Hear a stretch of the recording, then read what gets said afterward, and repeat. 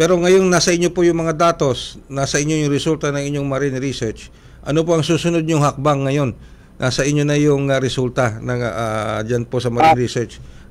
And what should the government do now amidst the damages? Ako po bilang researcher po, may mga hanggang recommendation lang po ako, no. So ako sinusulat ko, sinasabi ko sa ibang mga interview na napakahalaga una yung ituloy yung surveillance monitoring. Dapat may systematic tayo na surveillance monitoring, not just the West Philippine Sea but yung mga coral reef na dyan, Kalayaan Island Group at alam naman natin na umiikot na kung saan yun ng China. So tingin ko kailangan yung systematic at saka effective na monitoring surveillance kasi baka hindi lang yan yung nakita natin, marami pang isla na ganyan ang ginagawa, no?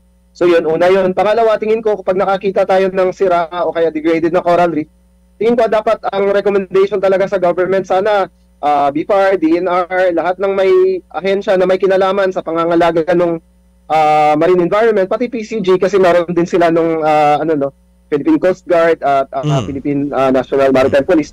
Lahat sana magtutulungan na ang focus talaga maibalik, ma-manage, ma-recover. Sa akin parang hindi lang sapat yung management, no. Dapat may target talaga na kung nasira siya ng ganito, ngayon nakikita ko ilang piraso na lang ng corals, dapat ma-develop natin yung science.